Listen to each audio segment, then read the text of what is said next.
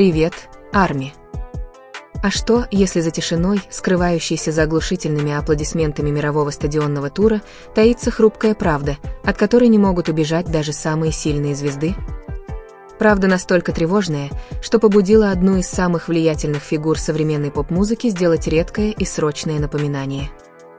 После грандиозного тура BTS 2026 Тир в фан-сообществах и в индустрии начали распространяться слухи.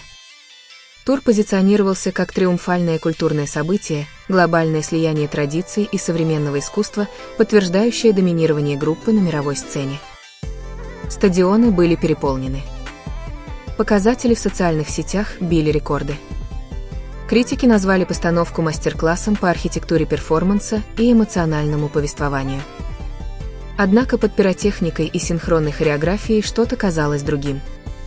Что-то казалось напряженным. Затем последовало тихое, но мощное вмешательство Бан Си Хёка. По словам инсайдеров, близких к продюсерской команде, вскоре после финального шоу Эрирнг он собрал участников на закрытой встрече. Его послание не касалось позиций в чартах, продаж билетов, рекламных контрактов или будущих коллабораций. Речь шла о заботе, о бдительности и об одном конкретном участнике – Чингуке. Почему продюсер, известный своим стратегическим гением и долгосрочным видением, вдруг так резко переключил свое внимание на эмоциональную поддержку внутри группы? Что он увидел такого, чего не заметила публика? Источники предполагают, что Чингук, которого часто называют «золотым Макне», группа за его, казалось бы, безграничный талант и выносливость, тихо боролся с физическим истощением на протяжении второй половины тура. Наблюдатели отметили тонкие признаки, небольшую задержку в его обычно взрывной хореографии, более мягкую проекцию голоса во время выступлений на бис и один мимолетный момент в финальный вечер, когда он немного дольше обычного держал грудь после высокой ноты, улыбаясь, как ни в чем не бывало. Была ли это просто усталость или более глубокий тревожный сигнал? Тур Эрирнг был не просто серией концертов. Это было физически и эмоционально изнурительное зрелище, требующее месяцев подготовки, сложной сценографии, координации выступлений живой группы и неустанных поездок по континентам. Аналитики индустрии назвали его одним из самых технически амбициозных туров в недавней истории К-поп. Один только сет-лист охватывал разные эпохи, сочетая ностальгические гимны с новыми культурными посвящениями. Для Чингука, чья роль часто заключается в исполнении вокальных партий и хореографии, это бремя было огромным. Фанаты, известные своей внимательностью, начали собирать воедино фрагменты. В одном закулисном видеоролике Чингук тихо сидел, пока остальные шутили вокруг него. В другом он прислонился к стене за кулисами, закрыл глаза и медленно дышал. Он просто отдыхал или экономил силы, чтобы выдержать еще одно выступление. Напоминание Бан Си Хёка, как сообщается, имело необычный тон, твердый, но глубоко личный. Он подчеркнул, что успех никогда не должен достигаться за счет здоровья. Он напомнил им, что сила группы всегда заключалась не только в синхронной хореографии, но и в синхронности чувств. Он призвал их чаще общаться с Чингуком, следить за признаками переутомления и обеспечивать, чтобы поддержка за кулисами была такой же свободной, как и от миллионов фанатов на арене. Возможно, это напоминание имело значение именно потому, что BTS известны своим братством. В высокоэффективных командах стойкость может стать обоюдоострым мечом. Когда все привыкли раздвигать границы возможного, распознать уязвимость становится сложнее. В дни после окончания тура, как сообщается, атмосфера стала более задумчивой и сдержанной. Вместо бурных празднований царила более мягкая атмосфера, благодарность, смешанная с самоанализом. Меньше триумфальных селфи. Меньше громких победных постов. Это ощущалось как коллективная пауза. Медицинские специалисты отмечают, что длительные гастроли могут вызывать накопительную усталость, которую адреналин маскирует во время выступлений. Только когда свет гаснет и сцена освобождается, усталость проявляется в полной мере. Возможно, именно это пережил Чингук. Во время короткой прямой трансляции после возвращения домой Чингук успокоил поклонников мягкой улыбкой, поблагодарив их за поддержку и заверив, что хорошо восстанавливается. Однако даже в этом успокоении чувствовалась уязвимость. Его голос, хотя и ровный, был лишён обычной бодрости. Ветераны индустрии говорят, что такие прямые напоминания от руководства не являются чем-то обыденным. Когда они происходят, это сигнализирует о реальном риске. Сообщается, что Бан Си-хёк сказал им нечто простое, но важное: они не машины. Их связь — это их щит. Они должны защищать друг друга. Концепция взаимной защиты внутри айдол-групп часто романтизируется, но редко рассматривается с точки зрения психологической выносливости. Чингук, как самый младший участник, часто выражал желание не обременять других. Возможно, этот инстинкт заставил его преуменьшить собственное неудобство. Поклонники отреагировали с огромной заботой. Социальные сети были завалены сообщениями с просьбами о помощи. Ему рекомендовали отдохнуть, уделить больше внимания здоровью, помнить, что любовь не зависит от совершенства. Повествование незаметно сместилось от празднования к заботе. Инсайдеры предполагают, что теперь графики могут предусматривать больше времени на восстановление. Проводится анализ внешнего вида. В коммуникациях менеджмента акцент делается на благополучии, а не на сиюминутных проблемах. Некоторые аналитики считают, что это может свидетельствовать о более широком изменении подхода к поп к устойчивому развитию артистов. Внутри группы произошли небольшие, но значимые изменения. Участники стали ближе к Чингуку во время репетиций. За кулисами стало больше ободряющих прикосновений, больше тихих проверок, больше разговоров. Эти жесты могут показаться незначительными, но в условиях высокого давления они становятся эмоциональными якорями. В одном откровенном видеоролике за ужином Чингук свободно смеется между двумя участниками группы. Фанаты восприняли это как доказательство того, что его окружают тепло и поддержка. Эта история не содержит скандала. Нет драматического конфликта. Ее сила заключается в уязвимости. В индустрии, одержимой совершенством, выбор нежности – это тихая революция. Спустя несколько недель Чингук выглядит бодрее. Его движения снова стали плавными.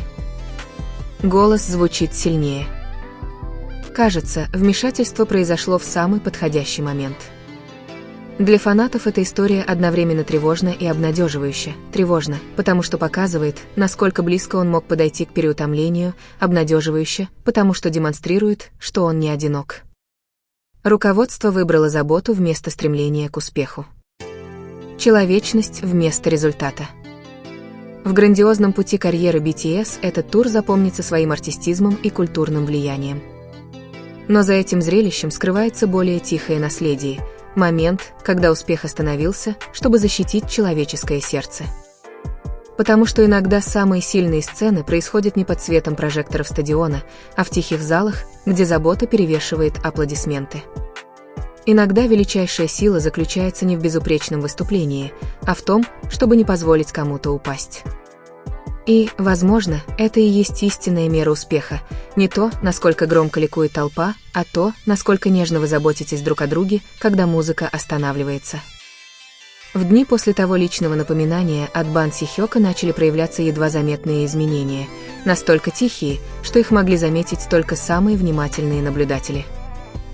Для внешнего мира BTS по-прежнему казались неприкасаемыми, титанами исполнительского искусства, прочно стоящими на вершине мировой поп-музыки. Но внутри группы происходила тщательная перестройка. Расписание тихо перестраивалось. Репетиционные блоки сокращались. Перерывы на восстановление больше не рассматривались как необязательные буферы, а как непреложная необходимость. Что именно вызвало такую спешку? Согласно рассказам сотрудников, циркулирующим в индустрии, однажды вечером после особенно изнурительного выступления Чингук долгое время сидел, когда остальные уже встали с репетиции. Его голова была слегка опущена, руки свободно лежали на коленях. На первый взгляд, это выглядело как обычная усталость. Но те, кто знал его лучше всего, понимали, что что-то не так. Чингук обычно быстрее всех приходил в себя, тот, кто отпускал шутки, даже когда был измотан. В ту ночь искра, казалось, погасла. Как сообщается, к нему тихо подошел менеджер и спросил, нужна ли ему медицинская помощь. Как всегда, он улыбнулся и сказал, что с ним все в порядке. Он всегда говорил, что с ним все в порядке. Но успешные люди часто занижают свои пределы, и Бан Си-хёк видел достаточно карьер, чтобы знать, что «в порядке» иногда может означать «едва держится». Сам тур раздвинул все границы. Взрывная хореография, бескомпромиссное живое вокальное исполнение, постоянные поездки через часовые пояса и почти ежедневные выступления создали график, который мог соперничать с тренировками элитных спортсменов, но без тех же структурированных циклов восстановления. В спортивной науке отдых – это стратегия. В поп-музыке адреналин часто заменяет осторожность. Медицинские эксперты отмечают, что хроническое истощение редко проявляется драматично. Оно подкрадывается незаметно: замедление реакции, легкое напряжение голосовых связок, длительная мышечная боль, кратковременное головокружение, которое легко принять за обычную усталость. Для исполнителя, известного своей точностью и мощью, даже малейшее снижение может сигнализировать о более глубоком напряжении. Фанаты, пересматривая кадры финального выступления на бис, заметили детали, которые раньше упускали из виду. Чингук дольше обычного держался за перила, спускаясь с платформы, медленнее моргал между строчками, прислонял руку к стене за кулисами. Были ли это обычные жесты или молчаливые попытки сэкономить энергию? Сообщается, что послание Бан Си-хёка группе подчеркивало нечто простое, но глубокое – коллективную ответственность. Хотя зрители восхищаются индивидуальной харизмой, основой их силы всегда была взаимозависимость. «Проверяйте, как у него дела», – неоднократно призывал он. Не как предложение, а как обещание, которое они должны дать друг другу. Реакция последовала незамедлительно. Участники стали внимательнее следить за ним, напоминали ему пить воду, следили за тем, чтобы он доедал еду, подталкивали его к более раннему отдыху. Небольшие действия, почти незаметные для камер, но обладающие мощным смыслом. Забота стала преднамеренной, а не само собой разумеющейся. Эмоции. И в глобальном масштабе тоже произошли перемены. Во время одной из неформальных встреч один из участников тихо сказал Чингуку: «Тебе больше не нужно ничего доказывать». Эта фраза запала ему в душу, наполненная годами общей истории. Для человека, который под тяжестью постоянных ожиданий вырос из застенчивого стажера в мировую суперзвезду, эти слова, возможно, значили больше, чем любые овации стоя. Потому что, возможно, самым большим бременем, которое нес Чингук, была не хореография, не вокал, не поездки, а тихая вера в то, что он всегда должен выкладываться на все 100%. И, возможно, впервые ему сказали, что просто быть здесь достаточно. Однако, даже когда эти тихие перемены встали на свое место, в воздухе висел более важный вопрос: насколько близко они подошли к чему-то худшему.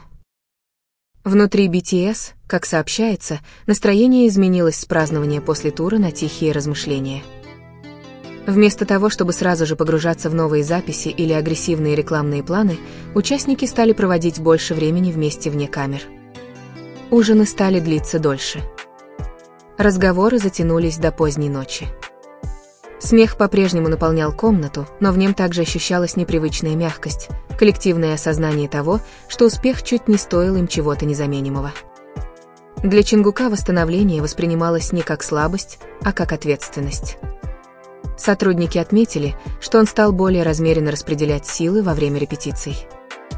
Он экономил энергию между дублями, садился, когда ему предлагали перерывы, вместо того, чтобы настаивать на том, что с ним все в порядке, и принимал помощь без возражений. Это были небольшие изменения в поведении, почти незаметные для случайных наблюдателей, но значимые для тех, кто знал, насколько независимым он всегда был. Как будто группа молчаливо договорилась о новом правиле: никто больше не несет бремя в одиночку. За кулисами Бан Си-хёк продолжал укреплять эту философию. Вместо того, чтобы настаивать на немедленных последующих проектах, чтобы извлечь выгоду из успеха тура, он, как сообщается, поощрял длительные циклы отдыха и гибкий график. В индустрии, которая часто приравнивает постоянную производительность к актуальности, это решение казалось почти радикальным. Замедление темпа означало риск потерять известность. Но безрассудное движение вперед грозило чем-то гораздо более серьезным и необратимым. Какая потеря будет иметь большее значение?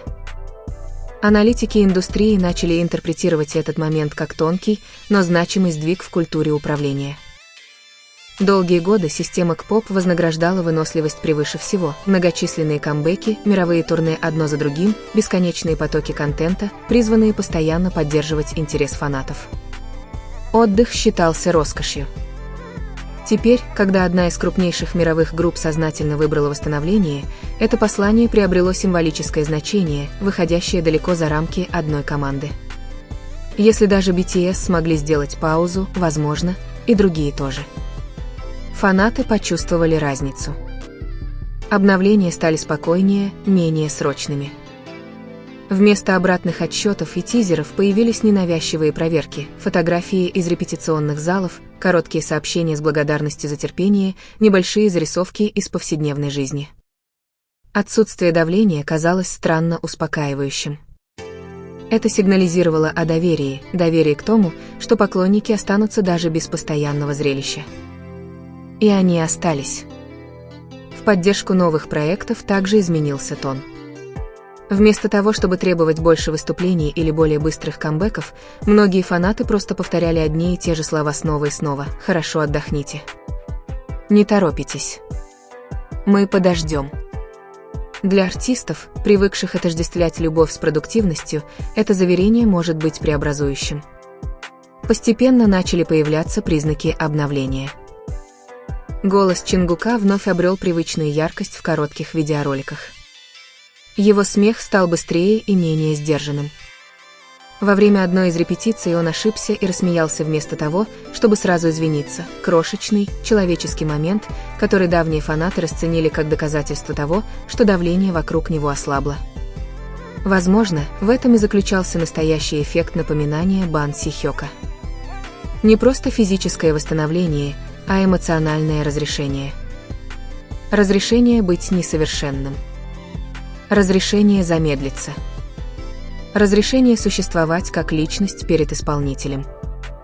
Потому что на пике мировой славы легко забыть простую истину. Айдолы — это все еще человеческие тела, движущиеся под беспощадным светом софитов, все еще сердце, бьющееся слишком быстро после каждого выхода на бис. И, возможно, самым значимым наследием того тура станут не рекордные цифры или аншлаги на стадионах, а тихое решение, принятое после, защитить самого младшего участника, прежде чем ущерб станет необратимым. В мире, который постоянно требует большего, забота друг о друге может быть самым смелым поступком из всех. И, возможно, именно это люди не увидят в лучших моментах. Не фейерверки. Не аншлаги на стадионах. Не оглушительные крики, эхом разносившиеся по ночи. А тихая комната. Обеспокоенный лидер. И 7 братьев, решивших замедлиться ради друг друга. Потому что за глобальным феноменом под названием BTS стоят человеческие сердца, которые учатся, когда нужно отдыхать. За каждым безупречным выступлением стоят уставшие мышцы. За каждым триумфом. Обратите внимание, что за каждой улыбкой скрывается тяжелая борьба за дыхание. И за каждой улыбкой иногда скрывается тихая усталость. Когда Бан Си Хёк напомнил им о необходимости защитить Чингука, это был не просто совет. Это было обещание. Обещание, что нет сцены важнее здоровья. Нет расписания важнее жизни. И нет успеха, ради которого стоило бы жертвовать друг другом. Возможно, именно в этом и заключается настоящая сила. Не доводить себя до изнеможения. А знать, когда остановиться. Не сиять в одиночку. А поддерживать того, кто угасает, когда его свет мерцает. Потому что в конце самые громкие аплодисменты стихают. Свет гаснет. И музыка останавливается. Но люди рядом с тобой, они остаются. Так что, если эта история нам что-то и напоминает, так это. Заботьтесь о них. Ждите их. Поддерживайте их. Потому что легенды создаются не только талантом или трофеями. Они оберегаются любовью. И иногда самый сильный момент в мировом турне – это не финальный выход на бис. Это тихое решение сказать: Отдохните. Мы вас поддержим.